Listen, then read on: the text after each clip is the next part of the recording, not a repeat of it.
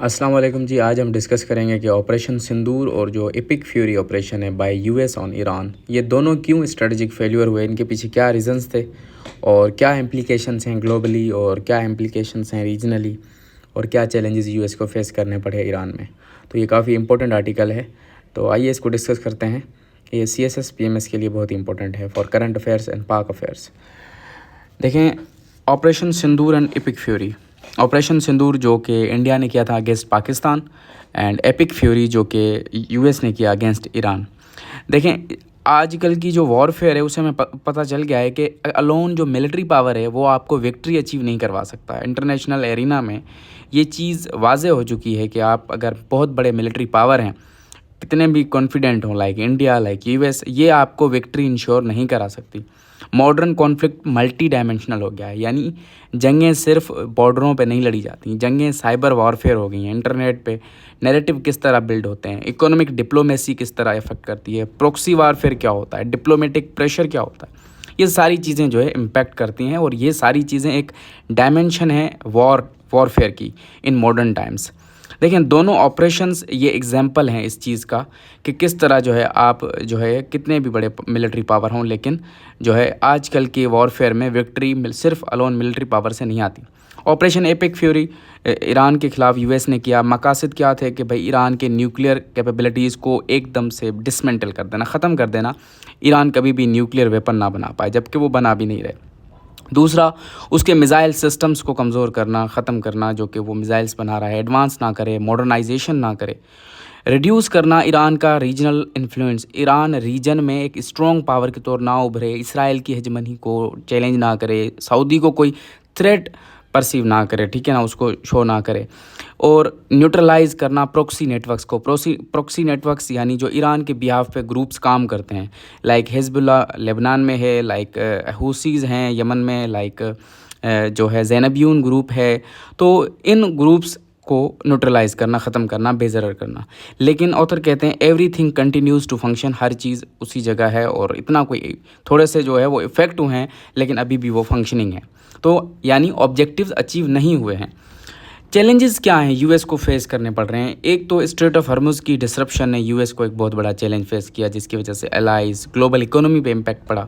और दूसरा, उनकी जो डिफेंस और स्ट्रेटजिक पोस्चर है और ज़्यादा कंसोलिडेट हो गया, जिसको मिस कैलकुलेट किया था यूएस ने। और यूएस को जो लगा था कि वहाँ पे जो मैं लीडरशिप को हटा दूँगा, मेन लीडर्स को जो है मैं जो है असैसिनेट कर दूँगा, तो उसके बाद मुझे कोई इश्यूज़ नहीं होंगे, जबकि ऐसा नहीं हुआ। सिमिलरली हमारे पास एक और एग्जांपल है ऑपरेशन सिंदूर का, जो कि इंडिया ने किया था अगेंस्ट पाकिस्तान इन मई 2025। हमने देखा कि इसके मकासद ये थे कि पाकिस्तान पे एक मिलिट्री प्रेशर बिल्ड किया जाए, पाकिस्तान को बताया जाए रीजनल डोमिनेंस किसकी है, यानी इंडिया रीजन में साउथ एशिया में सबसे ज़्यादा जो है स्ट्रॉन्ग है। और ये रीइंफोर्स किया जाए कि इंडिया अब ग्लोबल पावर बन चुका है। लेकिन पाकिस्तान ने एक डिफेंसिव अप्रोच अपनाई और एक बैलेंस्ड रिस्पॉन्स दिया, रिस्पॉन्सिबल रिस्पॉन्स दिया, जिसकी वजह से इंडिया पाकिस्तान को आइसोलेट करने में, ख़ुद को डोमिनेट करने में बहुत ही बुरे तरीके से फेल हो गया। और जो बाद में सिचुएशंस बनी वो हमेशा जो है पाकिस्तान के फेवर में गई। अब ये ऑपरेशंस फेल्ड क्यों हुए? ऑथर कहते हैं सबसे पहली वजह miss calculation of opponents capability, यानी अपने दुश्मन की सलाहियतों को मिस कैलकुलेट करना। वो समझ ही नहीं पाया। ईरान जो है एक बड़ी जंग की तैयारी कर रहा था, यूएस जिसको कैलकुलेट नहीं कर पाया। ईरान जो है एक प्रॉपर तरीके से तैयारी कर रहा था, उसकी जो एसिमेट्रिक वॉरफेयर है उसके लिए वो तैयार हो रहा था।